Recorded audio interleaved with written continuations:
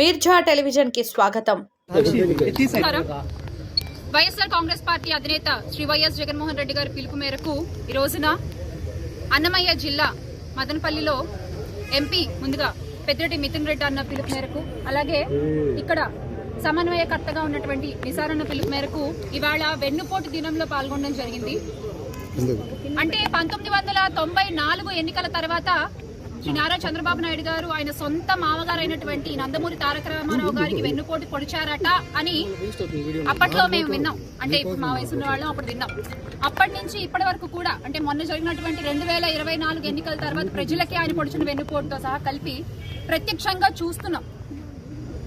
చంద్రబాబు నాయుడు గారు అంటే వెన్నుపోటు అంటే చంద్రబాబు నాయుడు గారు 4 సార్లు ముఖ్యమంత్రి అయ్యాను అని గొప్పగా చెప్పుకునేటువంటి చంద్రబాబు నాయుడు గారు ఒక్కసారైనా వెన్నుపోటు లేకుండా పరిపాలన చేశారా అని ప్రశ్నిస్తున్నాం.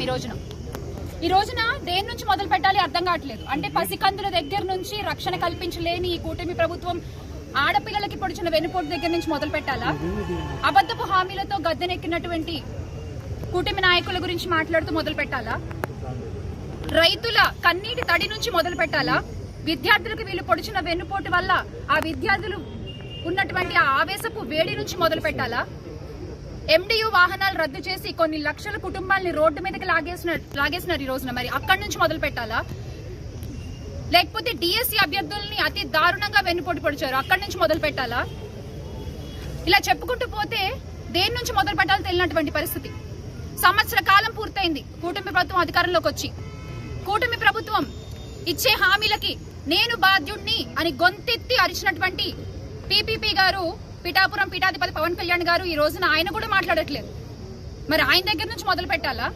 ఏంటిది అంటే మీరు నోటికొచ్చిన హామీలు ఇచ్చేస్తాము, అలవి కాని హామీలు చెప్పుకుంటూ వచ్చేస్తాము, ప్రజలు మమ్మల్ని నమ్మేస్తారులే, మేము గద్దెనెక్కేసాంలే, ఇంకేంటి వాళ్ళని పట్టించుకోవాల్సిన అవసరం లేదులే అని అనుకుంటే మాత్రం ప్రజల పక్షాన నిలబడి ప్రశ్నించేటువంటి పార్టీ వైఎస్ఆర్ కాంగ్రెస్ పార్టీ ఒకటి ఉంది అని మీరు ఖచ్చితంగా గుర్తుపెట్టుకోవాల్సిన విషయం. మీరు మర్చిపోతే మీకు గుర్తు చేయడానికి మా పార్టీ కార్యకర్తలు పల్లె పల్లెలో, మండలం మండలంలో, గ్రామ గ్రామంలో, వాడ వాడలో ప్రతి చోట ఉంటారు. ఈ రోజున వైఎస్ఆర్ కాంగ్రెస్ పార్టీ కార్యకర్తకి ఎదురు నించుని మాట్లాడలేనటువంటి పరిస్థితిలో కూటమి ప్రభుత్వం ఉంది. ఈ రోజున 10వ తరగతి విద్యార్థులకు కూడా అంత దారుణంగా మోసం జరిగింది. వాళ్ళని బడికి వెళ్లే పిల్లల్ని కూడా వెన్నుపోటు పొడిచింది ఈ కూటమి ప్రభుత్వం. ఈ రోజు అసలు అవినీతి గురించి చెప్పుకున్నట్లయితే కోట్ల విలువ చేసే భూమి 99 పైసలు కట్టబెట్టేస్తున్నారు. ఇలా చెప్పుకుంటే చాలా ఉన్నాయి. మీకు నేను విత్ ప్రూఫ్స్ మాట్లాడుతున్నాను. ఇగో చూడండి, ఆ పాప వాళ్ళ పత్రికల్లోనే ప్రచురించారు, ఈనాడులోనే ప్రచురించారు. ఈ పాప 10లో ఫెయిల్ అయ్యి సబ్జెక్టుకు పునఃమూల్యాంకనంలో 96 మార్కులు తెచ్చుకుంది.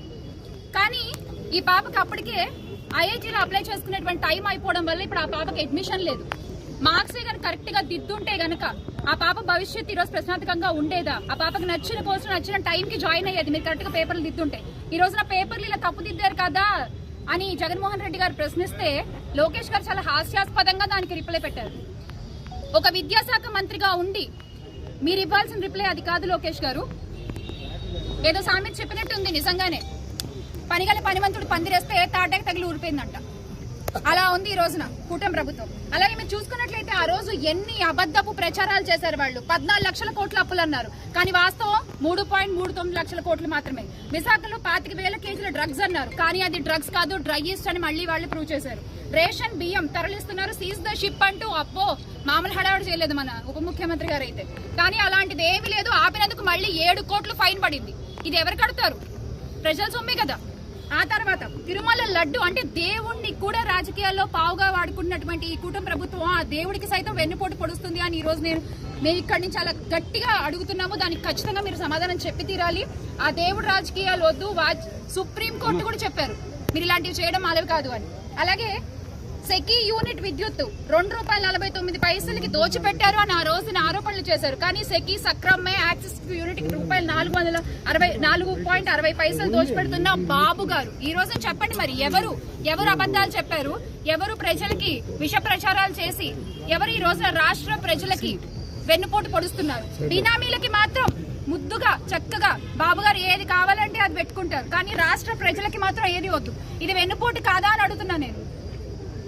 ఈ రోజు ఖచ్చితంగా మనం ఇవన్నీ కూడా అడగాల్సిన పరిస్థితి. అందుకే జూన్ 4వ తారీఖున సంవత్సర కాలం పూర్తయింది కాబట్టి కుటుంబ ప్రభుత్వం అధికారంలోకి వచ్చి ఎస్ అంటే ఎంత ఎక్స్పీరియన్స్డ్ సీఎం అని ఆయన అన్నారు కదా, నిజంగానే ఒప్పుకోవాలి ఆయన్ని. ఎందుకు అంటే జగన్మోహన్ రెడ్డి గారు ఒక్కసారి ముఖ్యమంత్రిగా ఉన్నప్పుడు 5 ఏళ్ల కాలంలో చేసినటువంటి ఆయన అప్పుల్లో చంద్రబాబు నాయుడు గారు 40% అప్పుడే మొదటి ఏడాదిలోనే చేస్తారు. ఎక్స్పీరియన్స్ 4 సార్లు ముఖ్యమంత్రిగా ఉన్నారు కదా ఆయన, 40 సంవత్సరాల ఇండస్ట్రీ కదా.